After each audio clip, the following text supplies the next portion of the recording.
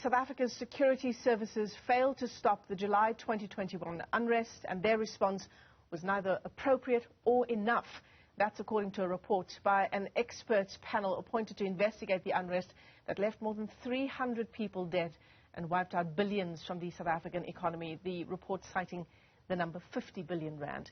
Now, President Cyril Ramaphosa and his cabinet also found to have failed the country and should be held accountable. News 24 political editor and co-author of the book 8 Days in July, Qaanitah Hunter, joins us now for more on how we can understand what this report says. Qaanitah, a very good morning to you once again. Thank you for joining us.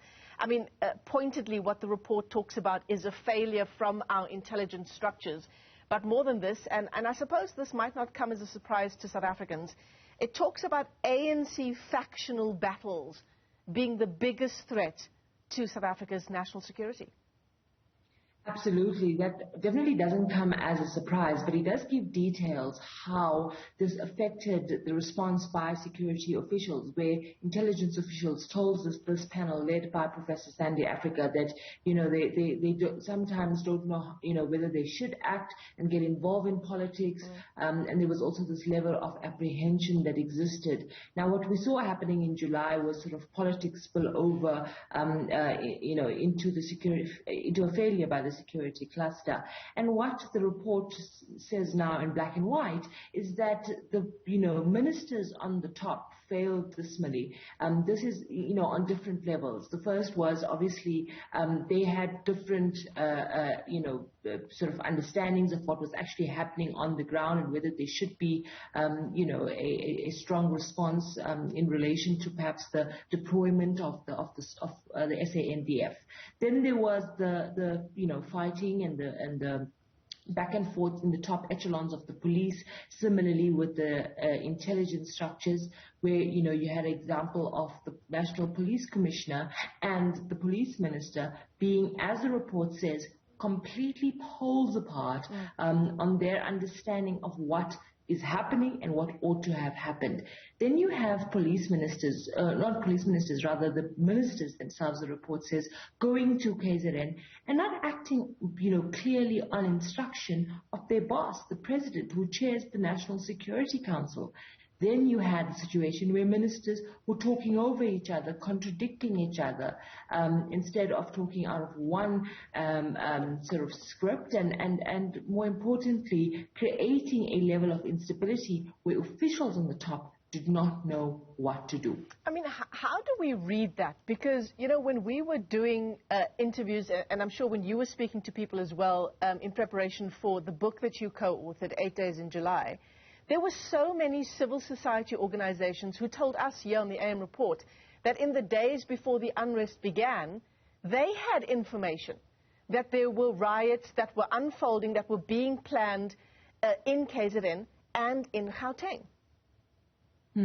I mean, the report by Professor Sandy Africa sought to, interview politicians and decision makers, but it really only scratched the surface. It did not go into the detail. They did not get any access to intelligence. We were able to, in our book, get hundreds and hundreds of documentation that proved what intelligence officials knew and did not know.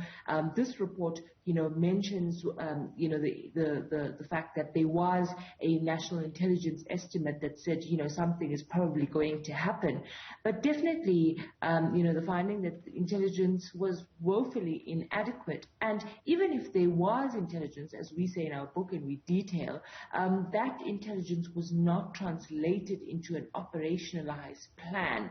And so there's huge systemic issues that the report now points to in terms of reforms that have to take place, in terms of, the entire structure of the State Security Agency, but more importantly, the National Security Council that the President set up long before this unrest took place, and he chairs it, proved to be completely inefficient in this regard.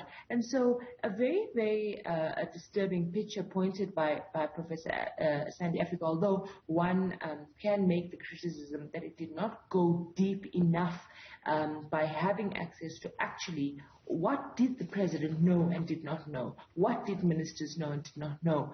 But making the very important finding that cabinet let down South African citizens during those 8 days in July. You've mentioned a number of times now the National Security Council. According to the report, it had not been sitting regularly before what happened in July of 2021, and that was despite warnings that 2021 was going to be a particularly volatile year. So that's on the one hand.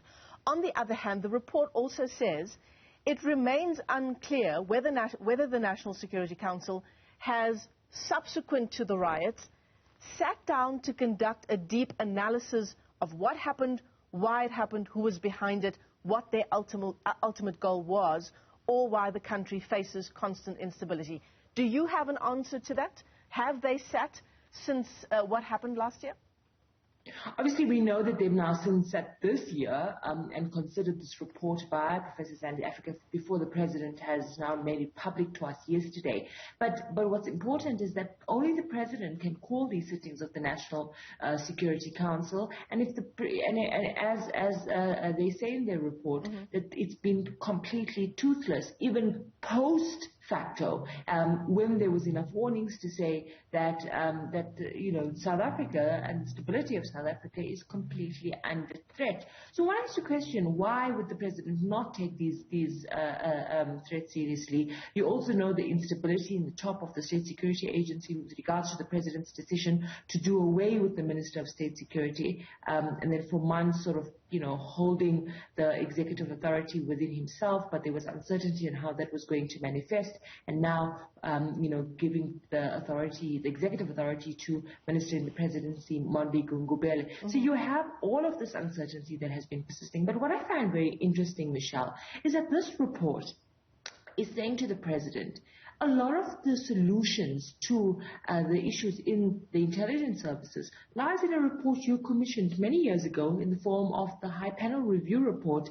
led by Dr. Sidney Mufumadi. And so they don't want to repeat those sort of recommendations because they say you have it. And that's what concerns me about this report by Professor Sandy Africa. Although like I said, one can say that it only scratched the surface and did not go into the root causes of the instability within the security cluster, especially during July last year. But one hopes that the president does not add it to the mountain of reports that he commissions, makes public, and then does nothing about it. Yeah, another day in South Africa, another report to sit on the shelf. Qaanitah, when we talk about intelligence being inaccurate, inadequate as well, according to the report, it also finds that the security cluster failed on a number of levels to appreciate the scale of the threat that was developing in the country at the time. How do we balance that over the resources, let's say, in the SAPS? We're talking about 180,000 police officers in a country of 60 million people.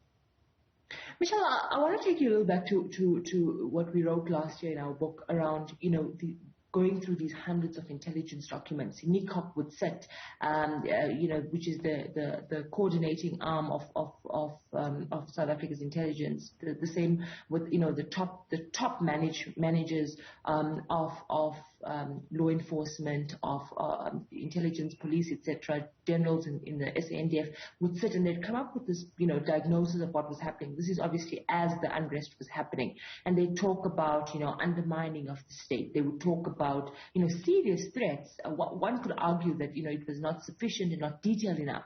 But then you would go to a point at the end of the reports that we write on, and the recommendations was that there should be more roadblocks. And it's absolutely fascinating how there was this huge disconnect between what was happening, what we could all see what was happening, and versus what was the response by law enforcement. And again, this was something that was not a new problem, that the under-resourcing of public order policing has been long-term coming. Every time there's been a police budget vote, there has been the debate around the fact that you're giving more money to the police's VIP unit than you are giving to other critical elements of the police. And you're going to see this still manifest itself in relation to the unrest, the underfunding of law enforcement, in relation to prosecutions, you're not going to see successful prosecutions. Like the report said, when the rhetoric around instigators was just that. It was just, by the time people were arrested, the low-level, quote-unquote instigators on social media. And the reality of it is that despite all that that we saw on our television screens in July, despite over 350 people dying and 50 billion rand or more being wiped off the economy, you're not going to see the law take its course because of this persistent problem of lack of resources. Cabinet must take responsibility, says the report, for the July violence. It must develop a national security strategy. Surely, Qaanitah, when the President delivers his State of the Nation address on Thursday, the findings of this report and the next steps to be taken must feature high up on the agenda. Absolutely, but I think what this report also does is that it also points to individuals, in that there has to be responsibility by the actual executive members themselves. And so I will be very interested in seeing what the President will do and what the President will promise, because he's been promising reforms in the security cluster. Every State of the Nation address, he makes these bold promises. And I remember last year we asked him, we asked him if there was a disconnect between, the bold promises he makes in relation to law enforcement and then the capacitating, the funding of it. And so one would like to see the President obviously put his money where his mouth is, really, and also deal with things that are within his control. Why is there no decision in relation to the fate of the Police Commissioner, Kehla Sitole? That's the President. And now the report has shown that this stalemate, this fight, ongoing turf between the Police Minister, Behikele, and his Police Commissioner, Kehla Sitole, was a significant reason as to why you saw this inaction in the top echelons of the police. They actually had a complete breakdown in relationship, and now the report takes it a step further to say there probably needs to be a change in the constitution in how a police commissioner is appointed. Yeah, absolutely. And that breakdown in their relationship causing real-world damage to South Africa's economy and influencing the loss of life. Qaanitah Hunter, let me thank you for your time this morning. She's News 24's political editor, talking to us about this expert panel report that was released by the presidency yesterday. The question, as always, is whether it's going to be another report that sits on the shelf or whether there will be real action in the wake of it.